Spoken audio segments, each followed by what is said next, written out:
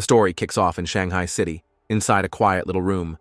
There, a woman with sea-green hair, Jiang Wangxin, is nursing her newborn son. Between yawns, she smiles and tells her baby, Chenchen, how lucky he is. His only job is to eat and sleep, while she's the one losing all the shut-eye. Still, she insists it's worth it, as long as he grows up healthy. What she doesn't know? Her ordinary baby isn't ordinary at all. Inside that tiny body lives the soul of a man who already lived a full life. Baby Lin Zichen, that's his real name, is fully conscious, even if his brain is still developing. And just as he's adjusting to diapers and milk, a glowing blue game-like status screen pops up in his vision, labeling him Lin Zichen, 33 days old, biological level, ordinary tier 1. The infant reincarnator quickly realizes he's got to cheat. Baby gains XP.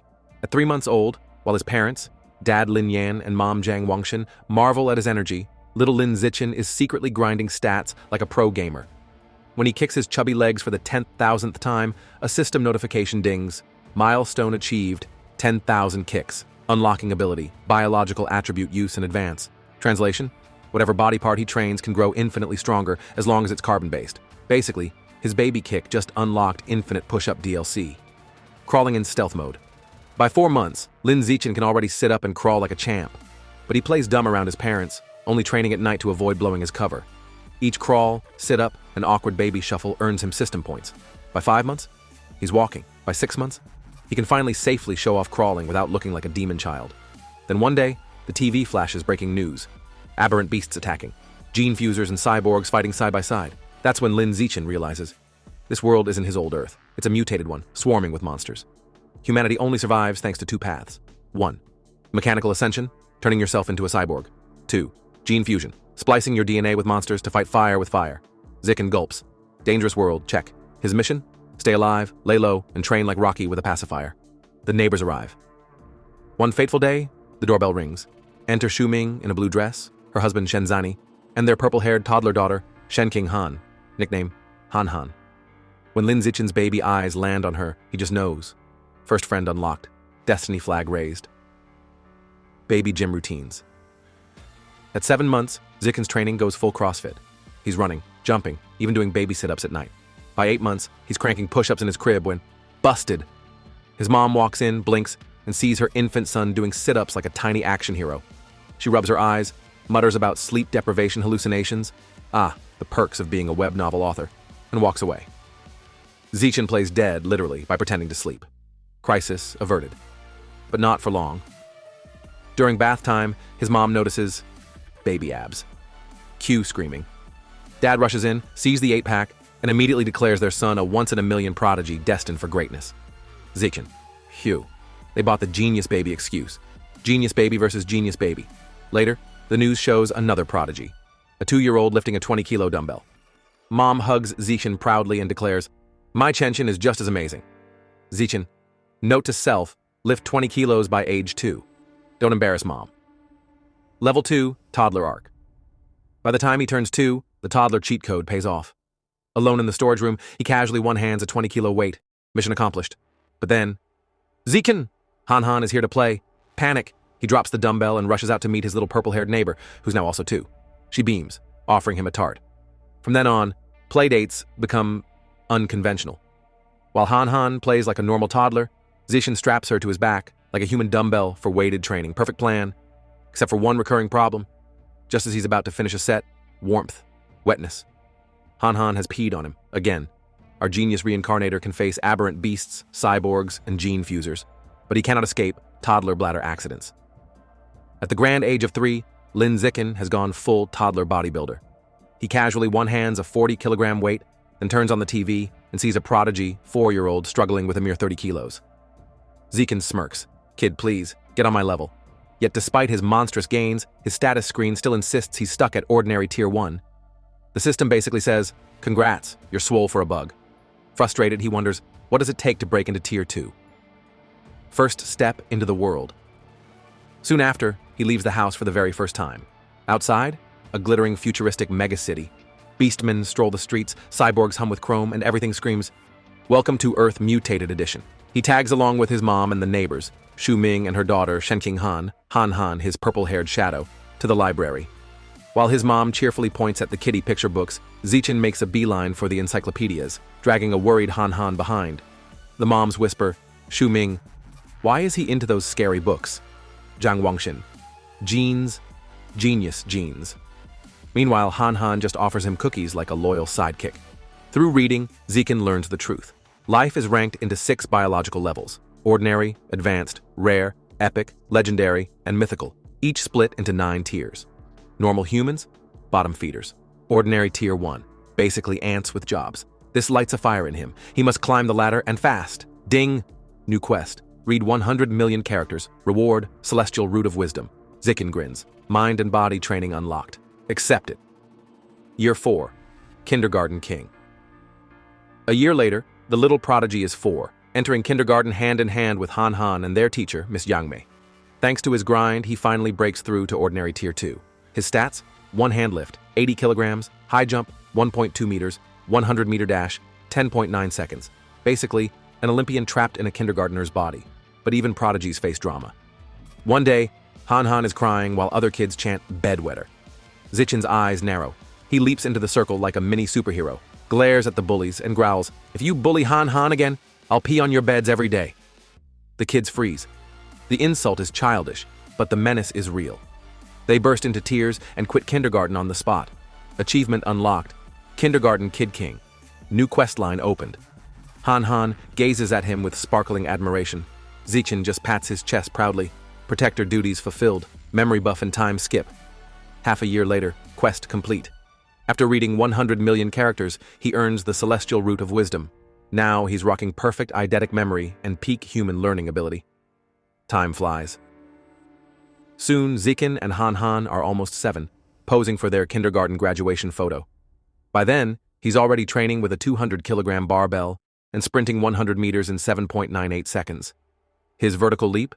Over 2 meters. And academically?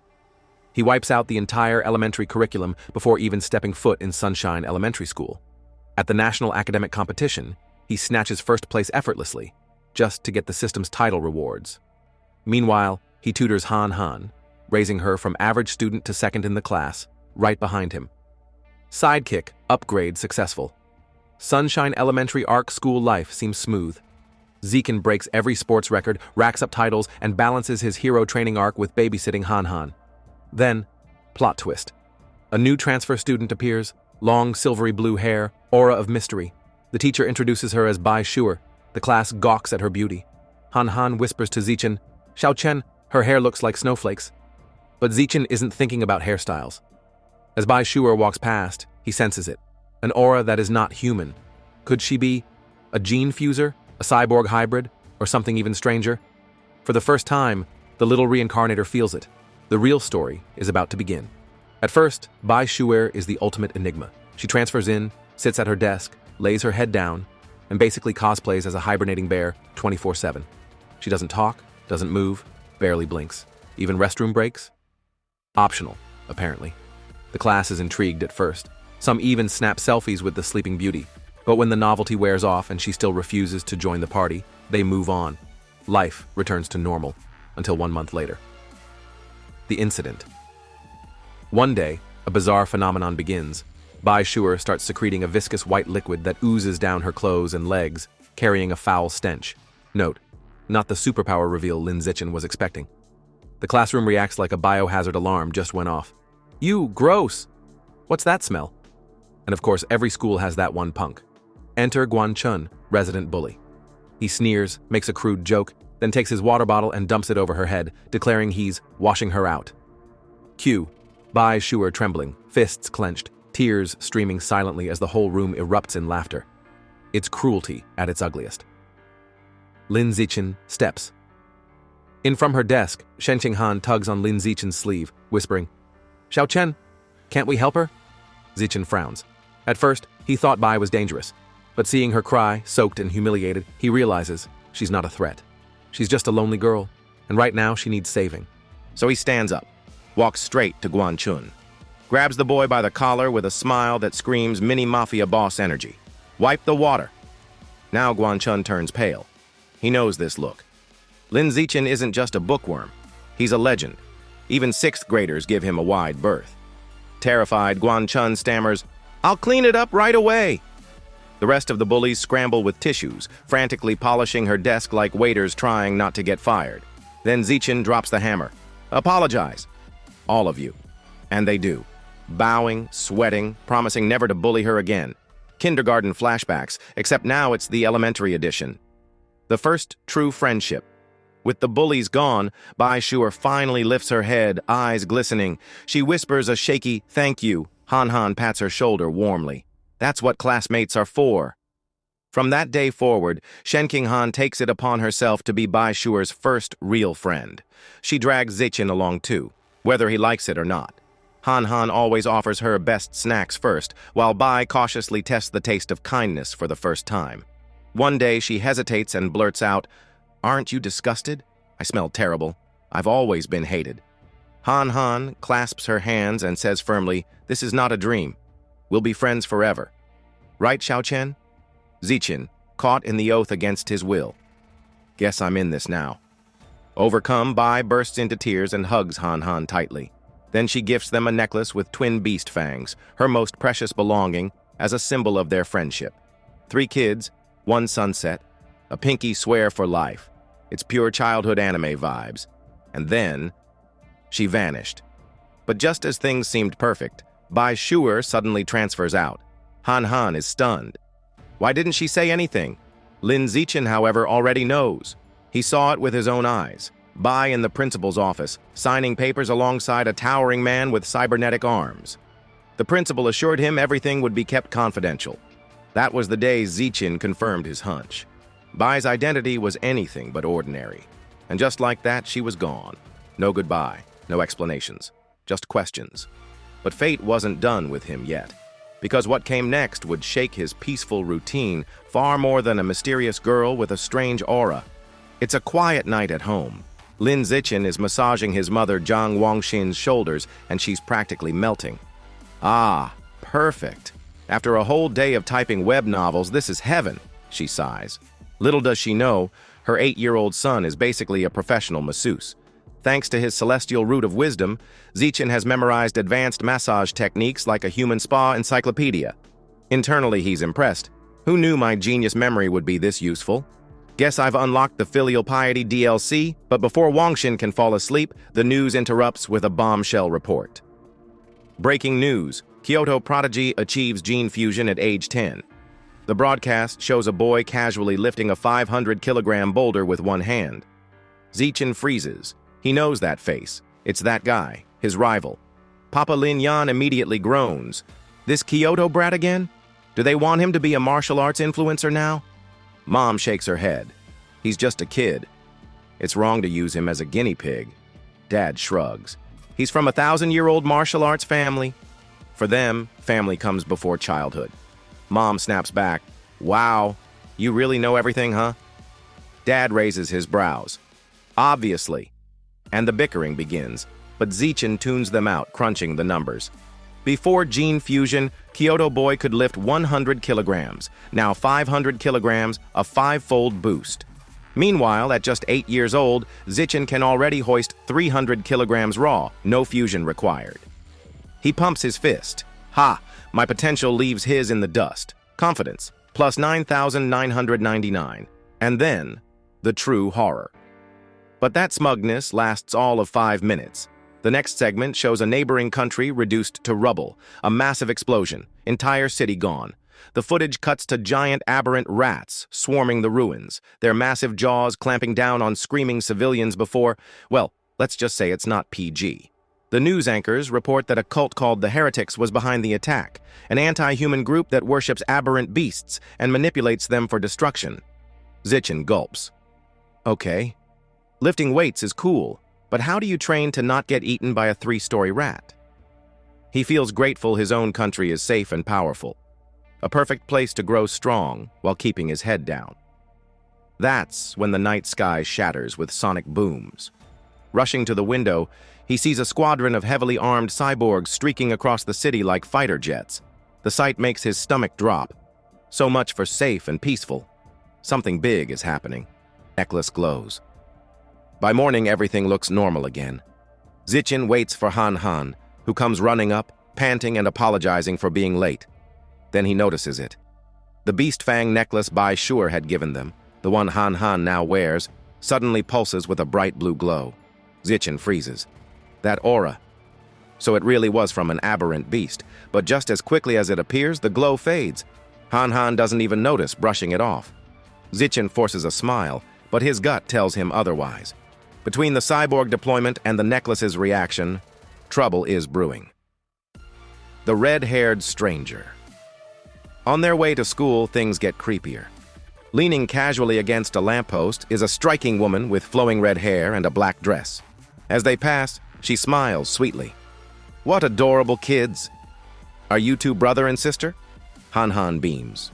Nope. We're childhood best friends. The woman's smile lingers, wistful. Childhood friends? How lucky. I wish I had one too, but then, her eyes glint, her expression twists into something darker. She leans closer. Tell me, why are you walking to school alone? Where are your parents? Han Han, innocent as always, opens her mouth to answer, but Zichen yanks her hand and cuts her off. We're gonna be late. He drags her away without a second glance, leaving the mysterious woman behind. Once they're safe, he kneels to Han Han's level, sighs, and says firmly, Don't talk to strangers. Ever. She nods obediently, cheeks puffed in embarrassment. After school, Lin Zichen decides to take a shortcut through a deserted alleyway. Han Han hugs her backpack nervously. This place is creepy. Zichen waves it off like a tour guide. Relax. The whole area is scheduled for demolition. Everyone's already moved out. Totally safe. Narrator's note, whenever a protagonist says totally safe, you know it's about to be totally not safe. Sure enough. Finally out of school, are we? The red-haired woman from the morning strolls out of the shadows, smiling far too sweetly for comfort. Beside her is a human mountain of muscle named Shang. She waves like a friendly aunt. Over here, Shang. The kids are right here. Zichen stiffens. Wait. I purposely took a different route. How did she... The woman coos. Don't be scared, darlings. Come here. I've got treats. Shang rolls his eyes. Enough nonsense. Just knock them out already. I'm in a hurry to sell them for cash. And with that, the musclehead lunges at them with a cloth in hand. When an 8-year-old punches like a bulldozer, Zichen reacts instantly. He shoves Han Han out of harm's way, plants his feet, and cocks his fist back. System buff plus adrenaline boost equals one very unlucky kidnapper. BAM. His tiny fist connects squarely with Shang's jaw. The man doesn't just stop. He flies backward down the alley like a rag doll on a trampoline, coughing blood and wondering which truck just hit him.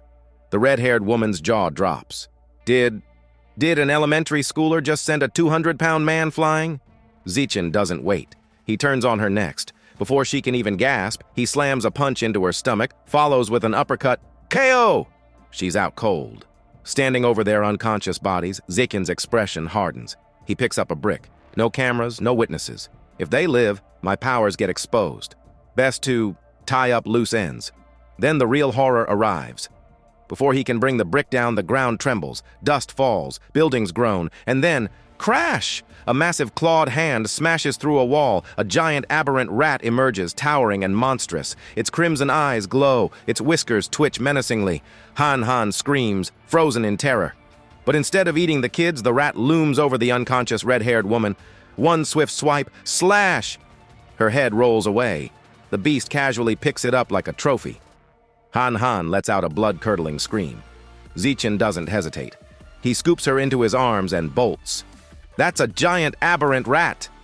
Hang on, we need to get out of here now! Enter bunny-eared cyborg. As they sprint, a flash of red and gold streaks across the sky. A blonde female cyborg, helmet adorned with sleek rabbit ear attachments, dives into the alley. She's so fast, she looks like a streak of lightning. Han Han, clinging to Zichen's back, gasps. She's so fast! The cyborg lands behind the rat, gauntlets glowing. Deploying anesthetic smoke. Boom, boom, boom! Her projectiles erupt against the beast, filling the alley with fiery explosions and choking gas. Zichen shields Han Han with his body, teeth gritted. The rat roars in pain, stumbling, slowed by the anesthetic. The cyborg seizes the chance. In a blur of strikes, she tears into the monster, finishing it off in a brutal flurry. The giant aberrant rat collapses, lifeless. Aftermath and cake arc. That night, Zikin watches the news replay of the battle. He analyzes like a true future tactician. Her power level isn't that high. She had to weaken the rat first, and even then it took her 7 minutes to finish the job. Giant aberrant rats are terrifying. They can grow over 10 meters long and reach tier 5. Still, good thing we got out alive. Determination hardens his gaze. I need to train harder. If I want to protect Han Han, I can't rely on bunny cyborgs to bail me out every time. Cue montage, Zikin in his training space, squatting with a heavy barbell, system notifications popping like mobile game achievements. Birthday break life doesn't stop just because mutant rats do. Soon, Zikin and Han Han celebrate their 9th birthday together. Both families gather. A massive cake sits at the center, candles flickering. They blow out the candles, exchange wishes, then gifts. Zikin, thanks to his celestial root of wisdom, had crammed woodworking overnight and crafted an intricate wooden hairpin. Han Han squeals, sliding it into her hair. I love it. It's beautiful. Time skips forward. The two graduate elementary school. On the way out, Zikin's system dings. Achievement unlocked. Dominated 9 years of compulsory education. Titles gained. Kindergarten Kid King, plus elementary school top dog. His eyes sparkle. Next up, Middle School Overlord. Reward, survival of the fittest attribute. While most kids spent their summer break leveling up in video games, Lin Zikin spent his leveling up in real life. His regimen? 1,000 push-ups with a boulder on his back because dumbbells are for mortals. 10-kilometer runs that ended with system notifications instead of sweat stains. And then it happened. Ding. System notice, biological level breakthrough, ordinary 3rd tier. His new stats, one-hand lift, 700 kilograms, basically forklift mode. Vertical jump, 4 meters, NBA scouts weep. 100-meter dash, 6 seconds flat, Olympics canceled. Zikin wipes his brow and thinks, I wonder how the Kyoto Prodigy is doing. Kyoto Prodigy. The return. Coincidentally, the TV answers his question. Breaking news!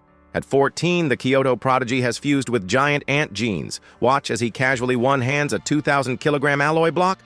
His parents gawk. His dad mutters, show off. They're turning this kid into an influencer. Meanwhile, Zikin calculates like a smug mathematician. Giant ant genes multiply strength by 4 to 8, which means, without the boost, his real lift is about 500 kilograms. I'm already stronger. Huh. Zikin fist pumps. Just wait till I start fusing genes. I'll be unstoppable. Welcome to middle school. Because he was the city's top student, every elite middle school begged for him. Zikin chose Shanghai Middle School, on one condition. Shenning Han had to be in his class too. During registration, the principal and homeroom teacher practically roll out a red carpet. We're counting on you, Lin Zikin. Zikin smiles politely, but inside, I only came here for the badminton courts. Badminton bloodbath.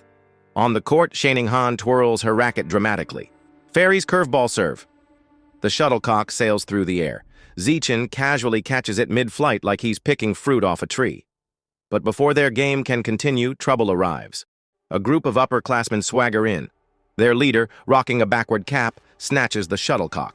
Court's reserved, kids. His goons snicker. But hey, the little girl can stay and spar with us. Shenning Han plants her feet, fiery as always. Rules are rules. We were here first. Zikin steps forward, eyes cold. Back away from her. First come, first served. The cap-wearing leader sneers. I make the rules now. He tosses the shuttlecock up for a serve, but Zikin moves. Correction, he says. My rules are the only ones that matter. He leaps sky high, racket glowing with divine fury. His smash creates a white blur across the court. Crack! The leader's racket explodes into splinters. His cap flies off like a rocket. The upperclassmen stare, pale as ghosts. One whispers, if that had missed by an inch, our boss's head would be gone. They fold instantly, bowing in unison. We understand the rules now. Sorry, we'll leave. And they flee like cockroaches under a kitchen light. After that, nobody ever dared to bully Zikin or Han Han again. School life of a prodigy. Life in middle school was basically the same, just with better facilities. Academics? Zikin was so far ahead he'd finished the entire curriculum ages ago. He spent class reading random books while teachers pretended not to notice. Nights? After workouts, he binged online tutorials at inhuman speed, cooking, photography, driving, swimming, every sport imaginable. The man was building a resume fit for 10 lifetimes. The middle school overlord title, though, still locked. He tried everything, aced exams, collected trophies, represented the school in national competitions. But he deliberately avoided winning first place every single time to keep a low profile. Narrator: low profile my foot. Instead, he attracted fangirls, mountains of love letters piled on his desk daily. He ignored them all, focusing only on tutoring Shening-han and preparing for the big event, the school sports festival. Festival of Domination. Zichin entered 3 events: shot put, high jump, and sprinting, 1 for each stat. Shot put casually lobbed the iron ball 201.1 meters, and that was him holding back. High jump, 4 meters, easy. Sprinting smoked the competition so hard they were still tying their shoelaces when he crossed the finish line. Gold, gold, gold. Sitting with Shening-han afterward, admiring his medal collection, the system chimed. Achievement complete, dominate 9 years of compulsory education. Title unlocked, middle school overlord. Attribute gained, survival of the fittest. Power surged through his veins. He grinned. Finally, a fang with secrets. Walking home with Han, he pondered his new attribute, survival of the fittest. Lets a predator devour the life essence of other creatures to evolve. But what's life essence? Then inspiration struck. He turned to Han. Can I borrow your beast fang necklace? She nodded. The moment he touched it, a notification appeared.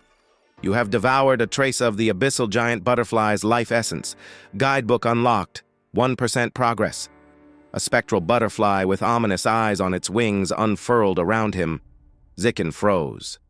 Butterfly. Tooth? That night, he scoured the internet for abyssal giant butterfly. Nothing. Not a whisper. He remembered. Bai Shuer had given them 2 fangs. He dug through his bag, pulled out the second tooth, and repeated the process. Life essence devoured. Guidebook progress, 2%. Zichin stared at the fang, disappointed. Barely any juice left. He clenched his fist. If I want the butterfly's full power, I'll need to find the real thing. And so, the hunt begins.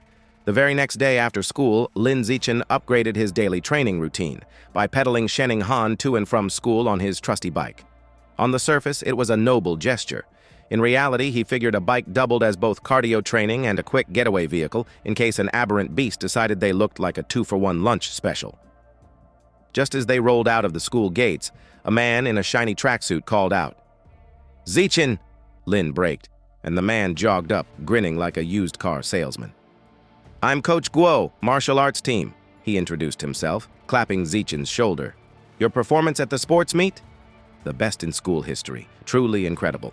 You must join the team. Coach Guo's words came rapid-fire like a machine gun of enthusiasm.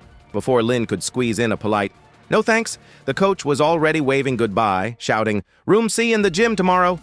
I'll be waiting for you." Zichin blinked. Shening-han giggled. The poor boy had just been recruited by sheer force of volume. That evening, Zichin sat in his room, ready to test his shiny new survival of the fittest ability.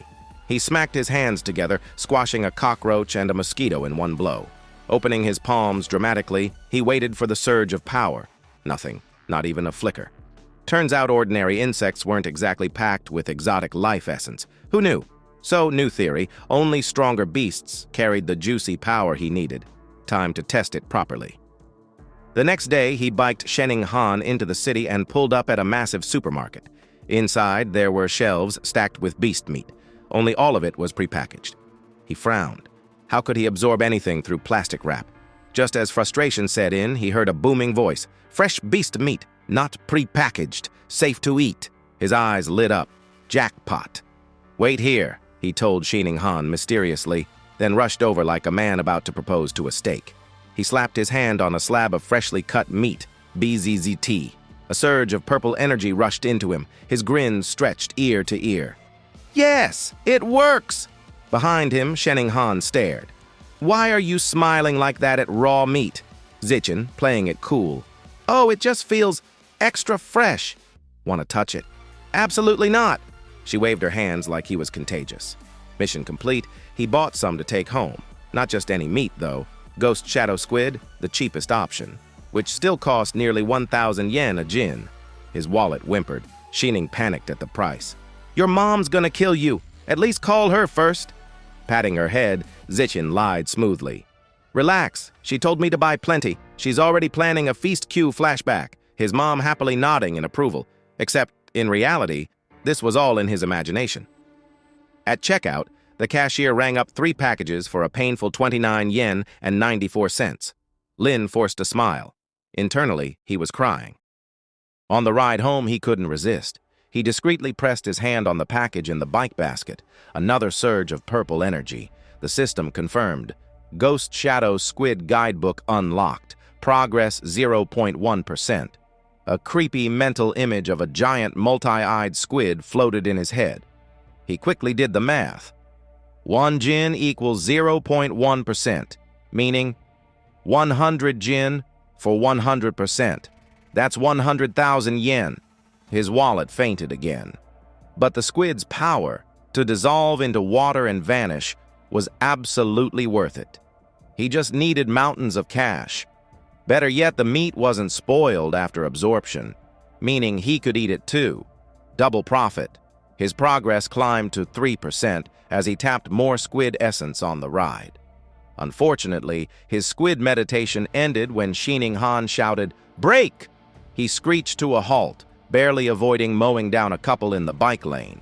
He apologized, scolding himself for daydreaming. But the lane was packed. Why? Ahead, they saw it. A tense standoff. A muscular, red-haired man held a woman at knife point. Shining Han gasped. "It's Teacher Zia!" Police surrounded the area. Through a megaphone, the captain tried to calm the suspect. Officer Abing raised his gun, itching to shoot, but the captain yanked him back. "Too risky." "The hostage is too close," Abing muttered about gas. The captain rejected it. While the cops hesitated, Zichin acted. He picked up a pebble, flicked it with ridiculous precision, ping, and struck Abing's gun. The misfire sent a stray bullet flying straight into the suspect's hand. Knife dropped, hostage freed. "Move in!" the captain roared. Police swarmed, disarming and cuffing the red-haired thug. Teacher Sia sobbed in relief as a female officer comforted her. Meanwhile, Zichin casually got back on his bike. "Let's go," he whispered. Shining Han stared at him wide-eyed. "Did you just—" "Shh!" He pedaled away, almost free. "Wait!" The captain's voice rang out. "You! Boy, were you the one who threw that rock?" Panic flashed across Zichin's face. He forced a nervous laugh. "Ha ha! Me? No way, sir." The captain frowned. "Strange. You'd think someone would admit to a good deed, especially when there's a reward for bravery reward. The magic word." Zichin's brakes screamed as he spun back around, skidding to a stop in front of the captain. He scratched his head sheepishly. "Actually, yes, that was me. And, the reward part is really important." The captain chuckled, clapping his shoulder. "Good. Come by the station to make a report. I'll make sure you're properly rewarded." After informing their families, Lin Zichin and Shining Han prepared to head to the police station, expecting a smooth, boring debrief. Easy reward money, maybe a pat on the back, then home in time for snacks. But fate, as usual, had other plans.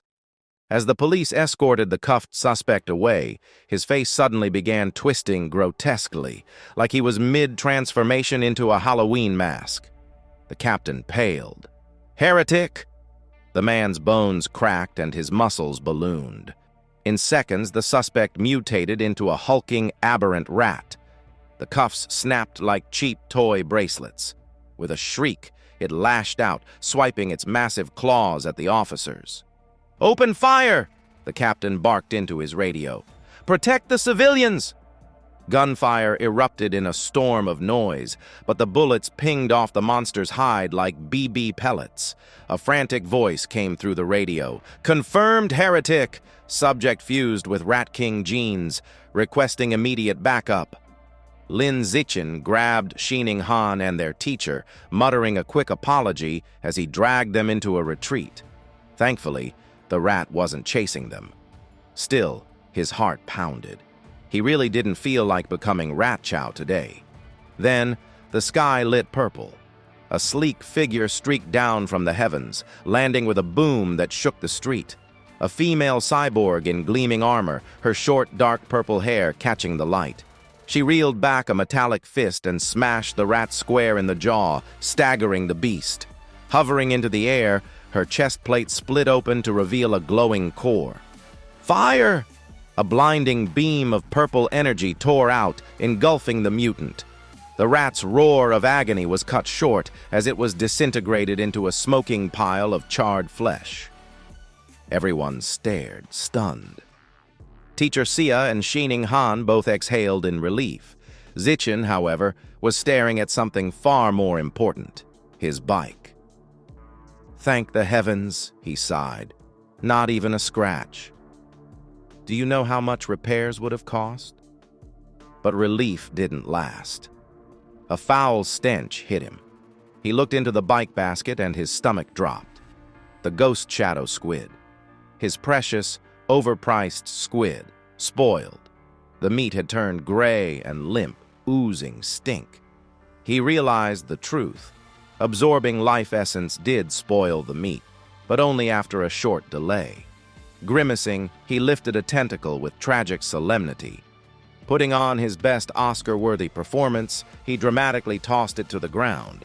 Damn you, heretic! Damn your rat cult! Even the cyborg's laser couldn't spare my dinner. Teacher Xia patted his shoulder kindly. What matters is that everyone's safe. Zichen nodded, mourning his wallet more than the squid. At the captain's request, they rode with the security team to the station. Unfortunately, they were crammed into the same van as the scorched heretic remains. The smell was indescribable. Even Zichen's squid smelled better. He sat stiffly, pinching his nose, when a thought struck him. Bai Shuer's beast fangs had still contained life essence long after death. His eyes flicked to the charred corpse. Could there be essence left in that too? And if so, could I snatch some Rat King genes for myself? Curiosity won. He discreetly reached a hand toward the remains. The instant he touched, scorched flesh. Bezizt. A powerful surge of red energy shot into him. System prompt. Devoured trace of giant Rat King's life essence. Guidebook unlocked. Progress 5%. His jaw nearly dropped. That was more than the squid gave him by orders of magnitude. Freshness mattered. The closer to alive, the stronger the harvest. Before he could gloat too long, Officer Abing noticed him leaning forward. Hey kid, sit still. Zichen jerked upright. Ah. Just stretching, sir. At the public security office, the captain handed him paperwork. I've applied for your bravery reward. But his sharp eyes narrowed. How did a middle schooler, in poor lighting from that distance, manage to hit the suspect's knife hand with a rock? Perfectly? Zichen scratched his cheek. I train my right hand a lot? The captain blinked. What does that even mean? Before he could press further, Shining Han's voice called out, Auntie's here! Zichen turned, stunned to see his parents rushing in. His mother, Jiang Wangshan, ran straight to him with tears in her eyes, wrapping him in a desperate hug.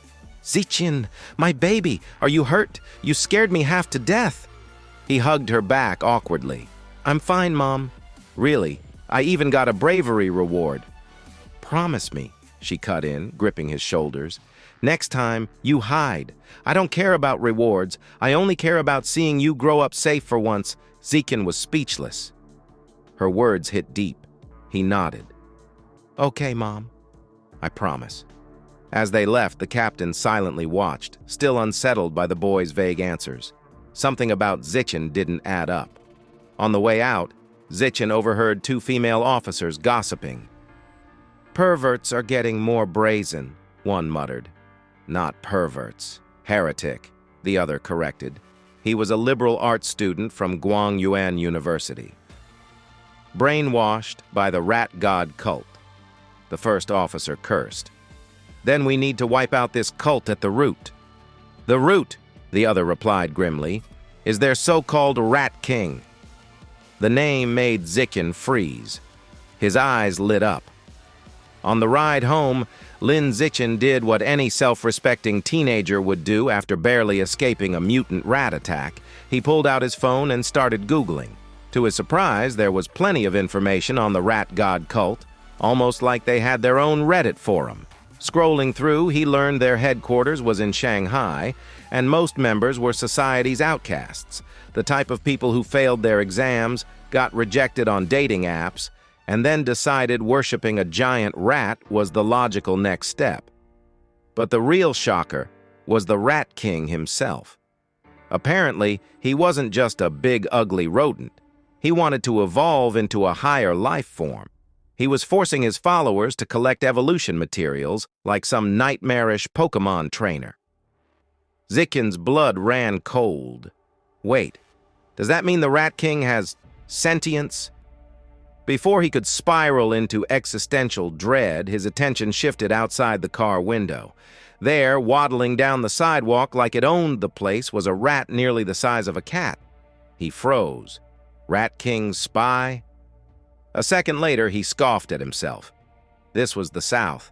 Cat-sized rats were practically local wildlife. Shaking off the thought, he glanced at Shen Qinghan. She was awfully quiet, fidgeting with her knees pressed together like she was guarding a national secret. Zichen instantly understood.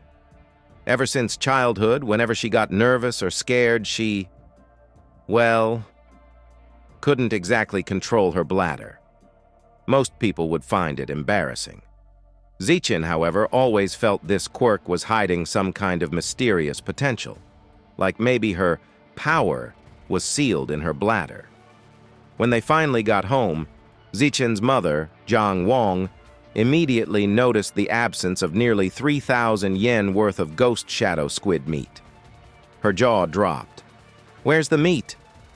Thinking fast, Zichen gave his best sheepish smile. I must have dropped it when I was running for my life." His mother gasped. "Forget the meat, child. What matters is that you're safe." Zichen breathed a sigh of relief. Fooled her. Unfortunately, his father, Lin Yensen, was less sentimental. The man puffed up his chest like a worn-out office worker who still wanted to believe he was tough. "I'll go back and find it," he declared. "Spoiled or not, I don't waste money." Panic struck Zichen. "No, Dad. It's too dangerous. And besides," he hesitated, "it's already spoiled." Suspicion flickered in his father's eyes. "And how exactly do you know it's spoiled?" Sweat trickled down Zichen's neck. "Lucky guess?" Meanwhile, back at the police station, Captain Hun Shan was brooding in his office with a cigarette, replaying the night's events. One thought gnawed at him. How the hell did an ordinary middle schooler throw a rock with sniper-level precision in pitch darkness? That's when he heard it, the scratching sound. He turned. Perched on the filing cabinets was a rat. Not just any rat. A massive one, with beady eyes gleaming in the shadows. The captain reached for his pistol. The rat leapt. Gunshots. A blur of claws and blood. By morning, the captain was a headline. The next day, Lin Zichen slumped over his desk, sighing like an old man trapped in a teenager's body. The heretic, the cyborg girl, the mutant rat, he was painfully aware of how weak he still was. And more importantly, how broke. He needed beast meat. Lots of beast meat. And beast meat wasn't cheap. For a moment, he considered becoming an influencer. But no, too flashy. He wanted to keep a low profile. Selling study materials? Boring. Then it hit him. In this world, martial arts and gene fusion mattered way more than academics. So he marched straight to Building C, where the school martial arts team trained. Coach Guo was sipping tea from a thermos when Zichen approached. "Coach," Zichen asked casually, "if I join the team, will I get to compete in city tournaments? And is the prize money, say, in the tens of thousands?" Coach Guo's eyes lit up. Of course. That was all Zichen needed. He shook the coach's hand firmly. "I'm joining." The coach nearly spit out his tea in excitement. He gathered the team to introduce their new recruit. "This is Lin Zichen, our school sports meet champion." The teammates, Zhang Kai, Hang Tianing, or Ashing, Lu Tong, and Hanigua, nodded their greetings. Since Zichen had no formal training, Coach Guo demonstrated the basics, simple fists and kicks. "They may look easy, but they're tough. Our fastest learner, Lai Shutong, needed a whole week to get them right. Zikin nodded politely, but inside, he was grinning. With his celestial root of wisdom, aka Heaven's cheat code, he already understood every detail. He stepped up, assumed a stance, and began. Fist. Perfect form. Kick. Flawless execution. Transition. Seamless. Ding! A system notification popped up, granting points in vitality, strength, dexterity, and proficiency. The room went dead silent. The coach's jaw dropped. His thermos nearly slipped from his hands. The team just stared. Coach Gua had one thought. This kid isn't human. He's a once-in-a-million martial arts prodigy. That evening, Zikin rushed home for dinner. His mother proudly unveiled a platter of ghost shadow squid, the very meat he craved. The aroma alone made his mouth water. He devoured it happily, but then came the ding.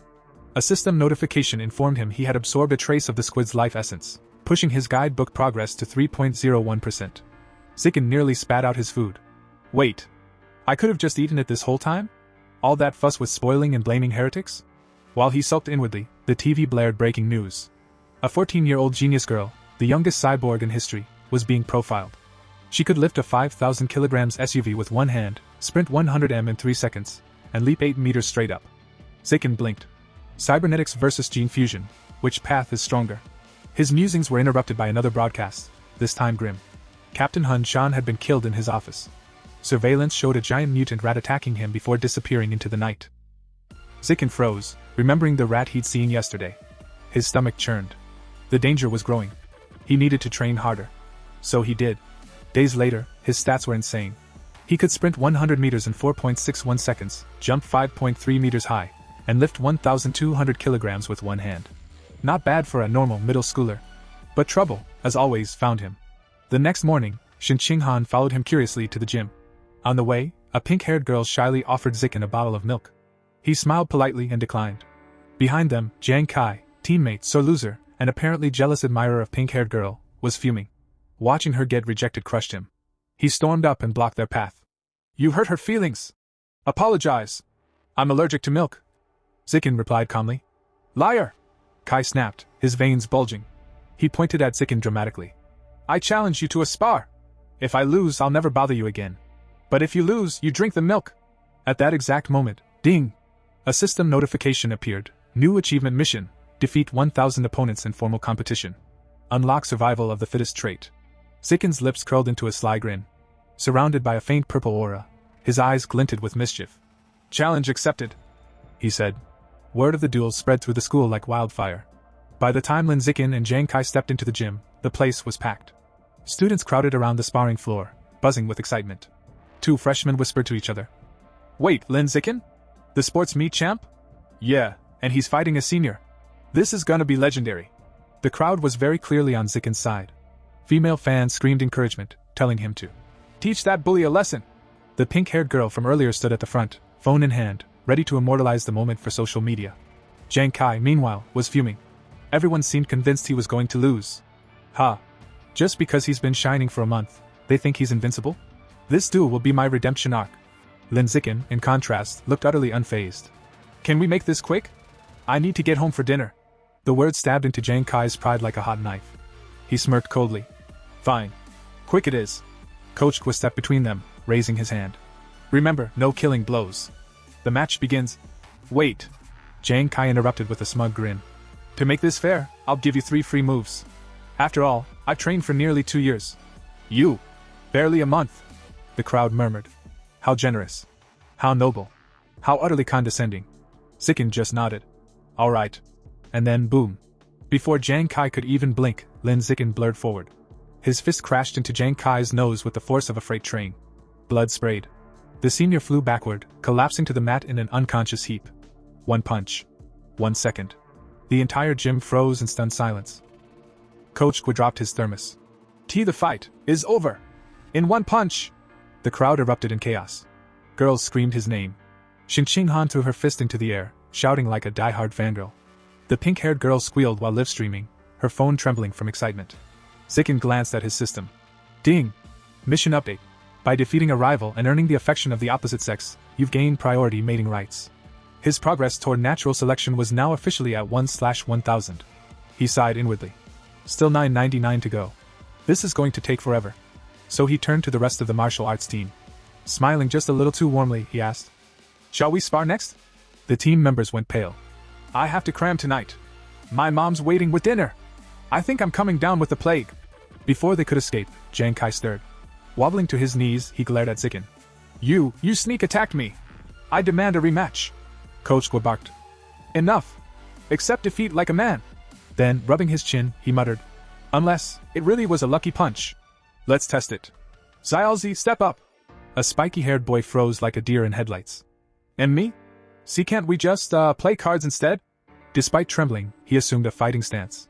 10 minutes later, several martial arts members lay groaning on the gym floor, clutching bruises. Zikin stood over them, dusting his hands. He hadn't even gone all out, just a few light taps. He checked his system again. Nothing. No progress. Damn. Friendly spars don't count. Only official matches do. Just then, a heavy hand clapped his shoulder. Coach Gua's face gleamed with unholy delight. "Lin Zikin! You're a prodigy. With you, our team will dominate regionals. First place is ours." Zikin's eyes lit up. The tournament, of course. Official battles, one after another. This is my fast track to 1,000 victories. But before his grand plans could spiral further, a voice croaked out. Jiang Kai, barely upright, pointed at him dramatically. "Lin Zikin! I acknowledge you. From this day forward, you are my superior, my master, my—" "Okay, that's enough." Coach Gua cut in quickly. Xin Qinghan looked horrified. The pink-haired girl turned off her phone. Even Zikin shivered at the bizarre declaration. The crowd scattered fast, leaving Jiang Kai alone, still rambling about loyalty and honor to absolutely no one. In this world, high schoolers had to choose martial arts or academics. Given the growing danger of aberrant beasts, martial arts was the obvious path. Xin Qinghan, determined not to fall behind, threw herself into training with Zikin. Their daily routine was brutal: a 30,000-meter run, an hour of sparring, countless push-ups and sit-ups. At the end, Zikin would even give her massages to ease her sore muscles, though Xin Qinghan always turned bright red. And Zikin? He trained twice as hard, hell-bent on reaching the top before the rat god's cult grew any stronger. 1 month later, the big day arrived. The regional martial arts tournament. The gym buzzed with banners, teams warming up, and the smell of fried snacks from the stands. Lin Zikin stood tall at the entrance, eyes sharp, fists clenched. This was it. The battlefield that would decide his future. And the fastest way to rack up 999 more wins. The regional martial arts tournament was being held at the massive city gymnasium, a place so big it felt like a sports anime opening was about to start at any moment. The arena was packed to the rafters with students, parents, teachers, and at least one confused old man who had just wandered in for free snacks. In the waiting area, the air was thick with tension. Coach Gua paced back and forth like a man trying to find a bathroom during halftime. He checked the match roster, then dramatically slammed it down. Why did it have to be Shanghai #1 high in the first round? He wailed. Another team member chimed in, face pale. "Coach, they have that guy who ran a 100-meter dash in under 9 seconds. The entire team collectively died a little inside. Before despair could swallow them whole, Lin Zikin raised his hand with the calm of a man who had already mentally scheduled dinner after winning. "I'll go first," he said casually. Coach Gua blinked at him, torn between terror and hope. "Fine. Don't die." As Lin Zikin walked out to the roaring arena, Xin Qinghan waved a little flag she'd probably made that morning, and Coach Gua screamed encouragement through a megaphone like a battle commander sending his hero into war. Lin Zikin's opponent lumbered forward, a muscle mountain of a teenager from Shanghai #1 high. He had biceps that could file for their own citizenship and an ego to match. "Not bad first year," he said, looking down at Lin. "But the stage isn't meant for shorties under 170. I'll show you the power gap." He flexed his arm. The flex echoed. Somewhere, a protein shake cried. The referee raised his hand. Ding! The big guy charged forward with the subtlety of a tank. His punch came like a meteor. Lin Zikin calmly tilted his body to the side. And then boop, a short, clean punch to the chest. The sound that followed was like someone had fired a cannon inside the gym. The muscular teen flew backward, face first, unconscious before he hit the mat. The announcer froze, mic trembling. "VV victory for Lin Zikin?" On the sidelines, Xin Qinghan jumped up and yelled. "That's my Xiao Qin!" The rest of Shanghai High's team swarmed Coach Gua, screaming like they just won the lottery. "He's insane! All that muscle was just decoration! Bro's built different!" Meanwhile, on the other side of the ring, the opposing coach was absolutely losing it. "What did I say about footwork?" His fallen student, of course, couldn't respond. He was somewhere in dreamland, probably reliving his kindergarten years. Back in the ring, Lin Zikin got a crisp system notification. Tournament rival defeated. Elimination count, 2,100. He clenched his fist, feeling the satisfying weight of progress. The opposing coach, still clutching his clipboard like a drowning man clings to driftwood, pointed to his next fighter. Chen Fang. Crush him. Chen Fang, cool, calm, composed, stepped into the ring. He wasn't cocky like the last guy. He looked like someone who actually trained instead of just skipping leg day for 5 years. The announcer signaled the start. Chen Fang moved like lightning, striking with flawless technique. But Lin Zikin caught the kick with one hand. Chen Fang's expression went from, "I got this," to, "Oh no." Then, with all the grace of a helicopter crash, Chen Fang spun midair and landed flat on his back. KO. Medics sprinted in with a stretcher. Someone shouted something about getting a head scan. The crowd was stunned. What just happened? Is he hacking? This tournament is rigged. A few furious parents demanded refunds. Meanwhile, the opposing coach sat on the bench, face buried in his hands, muttering, "It's not luck. This kid, he's a monster." And somewhere in the crowd, Lin Zikin cracked his neck, calm and ready. This was just the warm-up. Back in the waiting area, Coach Guo was a changed man. His earlier nervousness had evolved into a kind of manic determination, the kind coaches get right before doing something either brilliant or deeply stupid. He slammed his clipboard down and pointed dramatically at the next fighter. "Jie Fei, you're up. Listen to me carefully. Defense only. Defense. You cannot afford to lose, you hear me?" Jie Fei, a spiky-haired boy with the confidence of a man who never been punched hard enough, nodded coolly. "Relax, coach. I got this." Coach Guo blinked. "No, you don't." But Jie was already walking toward the ring, oozing smugness. Inside, his thoughts were even more self-assured. "That Lin guy? Please. Just lucky. 2 flukes in a row. No way he's stronger than me." After all, Jie Fei was famous, the kind of schoolyard legend people whispered about. He could run 100 meters in under 9 seconds, and rumor had it, his father was a gene fusion user, which meant superhuman DNA. The crowd buzzed like a live beehive. "That's Jie Fei, the lightning sprinter. His dad's a gene fusion user, right? Poor Lin Zikin. His streak ends here." The consensus was clear. Lin Zikin had been impressive, but his reign was about to end. The announcer raised his hand. "Begin!" Jie Fei instantly ignored his coach's orders and launched forward with a battle cry that sounded way cooler in his head.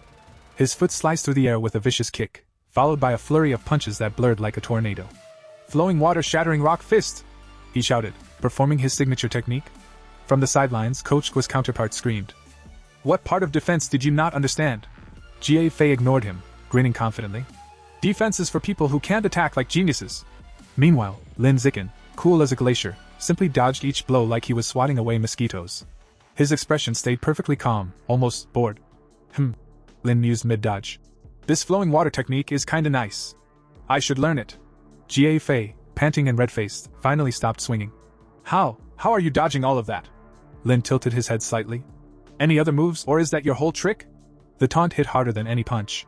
Jie Fei roared in rage and unleashed another furious barrage, fists flailing faster than logic. But Lin had seen enough.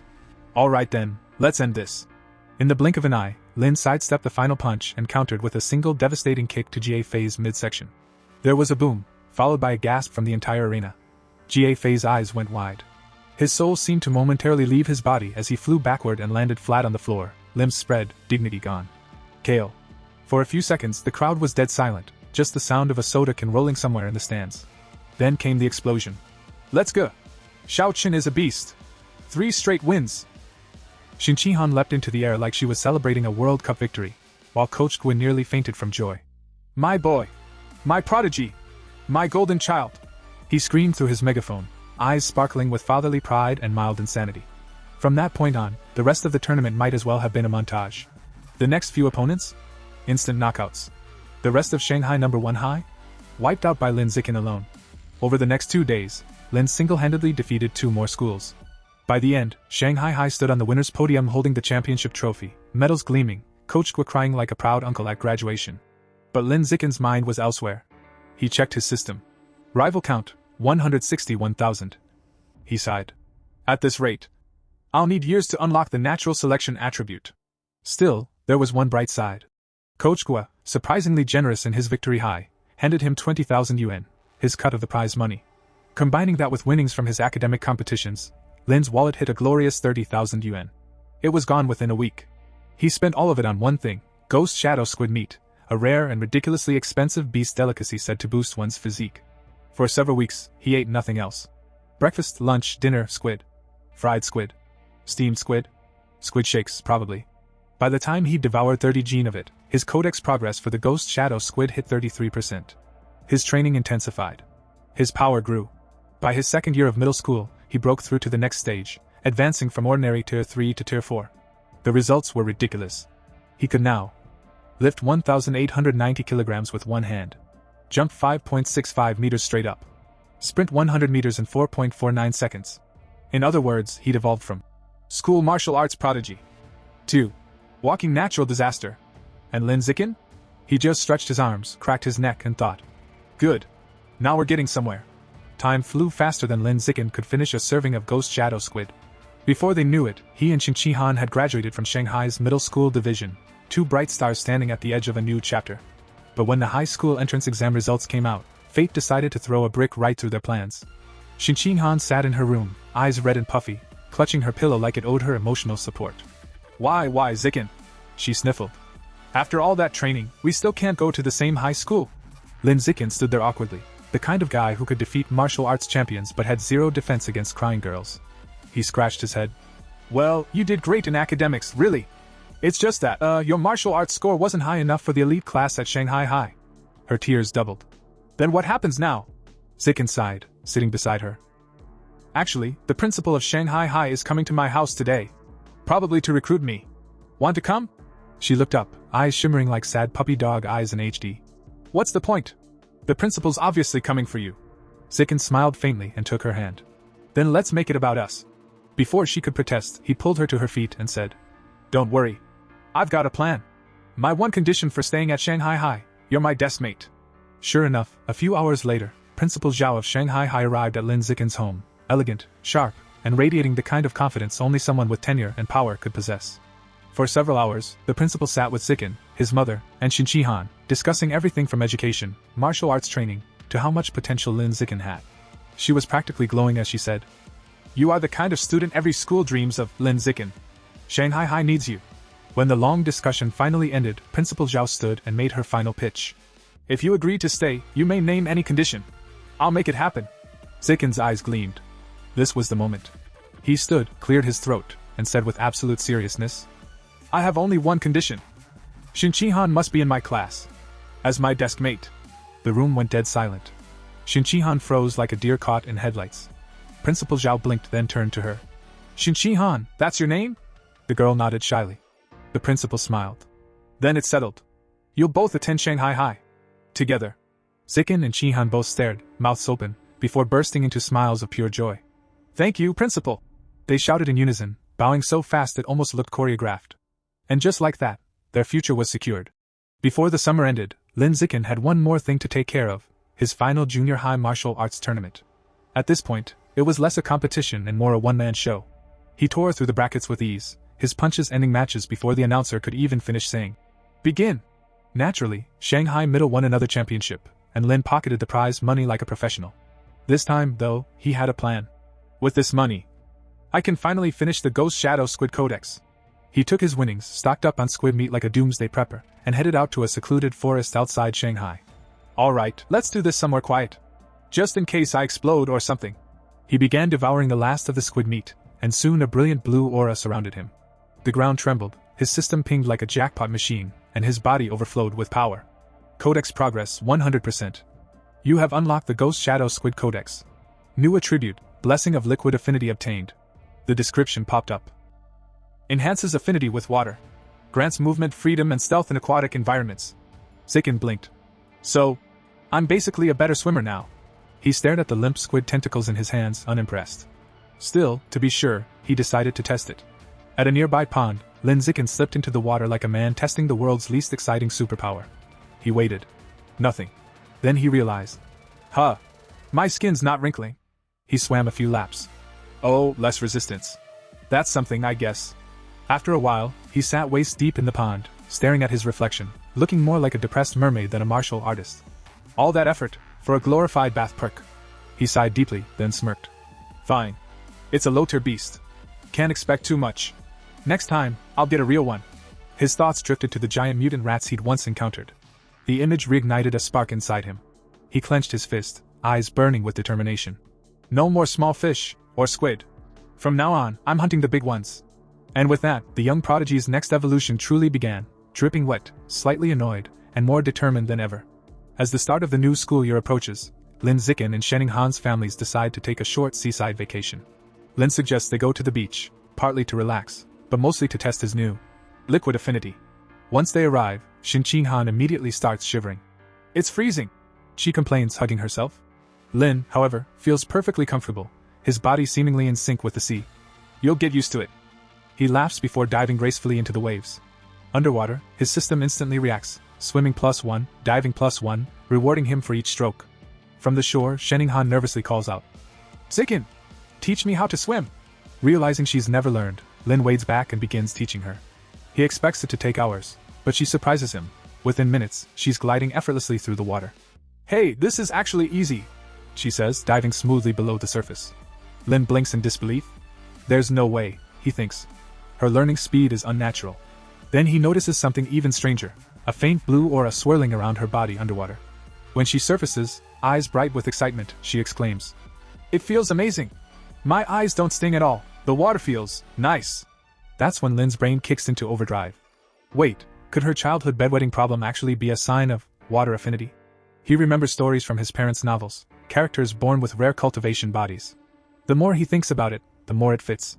To test his theory, they dive again, exploring the underwater world. Minutes pass, then 10, yet Shenning Han shows no sign of running out of breath. Suddenly, her expression changes. A deep, echoing hum vibrates through the water. They both look up, and the sea itself begins to swirl with glowing blue light. Shenning Han gasps, clutching her ears. "It's a voice!" she cries, panic in her eyes. They rush to the surface, the glowing current fading around them. That night, as they walk along the moonlit shore, Lin gently asks what happened. Shivering, she explains, "I heard a woman's voice whispering, over and over. I couldn't understand the words, it was right by my ear." Lin comforts her and later searches online for answers, but finds nothing. Restless and uneasy, he decides to train instead. As he performs his 1000th weighted sit-up, his system suddenly chimes. Collision, breakthrough achieved. Advance to ordinary tier 5, collision. A rush of energy floods his body. His speed, strength, and reaction time skyrocket. Testing his limits, he sprints across the empty beach, 100 meters in just 3.64 seconds. With a single leap, he soars nearly 7 meters into the air. Curious, he grips a nearby parked car, and effortlessly lifts the 1.6-ton vehicle with one hand. Breathing hard, he grins under the moonlight. Tier 5, finally. Now, even those monstrous mutant rats that once terrified him no longer seem invincible. As dawn breaks, his path feels clearer than ever. The vacation ends, and with newfound power and curiosity, Lin Zikin and Shenning Han return to Shanghai High to begin their next chapter. The first day of high school begins with Lin Zikin and Shin Han arriving early for class duty. The classroom is quiet, until two girls walk in and immediately start whispering. "Isn't that Lin Zikin? He's so handsome. Lucky us. We get to do class duty with him." Lin pretends not to hear, but internally he's confused. How do they already know me? Before he can think too much about it, his system dings. Lightbulb, new quest, social animal. Complete 1000 cooperative tasks to unlock new biological attribute, social animal. He stares at the glowing blue window in disbelief. Even cleaning class triggers a quest now? As he sweeps beside Shin Han, he wonders what kind of attribute, social animal, could be. Increased teamwork ability? Social charm? Party buffs? Either way, it's something new, and that's enough to keep him interested. After school, he heads straight for his favorite place, the Mammoth Supermarket.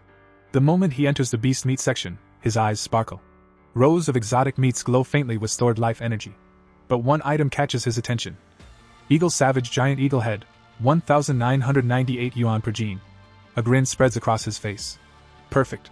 The Savage Giant Eagle, a higher tier aberrant beast known for its monstrous speed and vision, 30 times sharper than a normal human's. The kind of power any fighter would kill for. That night, back in his room, Lin Zikin lays his hand over the packaged eagle meat. A blue light pulses through his palm as his system hums to life. Sparkles, devoured trace of Savage Giant Eagle's life essence. Guidebook progress plus 1%. He does the math quickly. 1 gene equals 1% progress. Meaning, he'd need 200 gene, or over 200,000 yuan, to fully unlock it. He sighs but grins anyway. Fine. Then I'll just win more tournaments. With renewed determination, he decides, before his second year, he will unlock the Savage Giant Eagle's Code DX. And this is how this part of this manhwa ends. Also in the future I will be bringing more and more exciting videos. Please subscribe to the channel, ring the bell, hit the like button and stay tuned until the next video.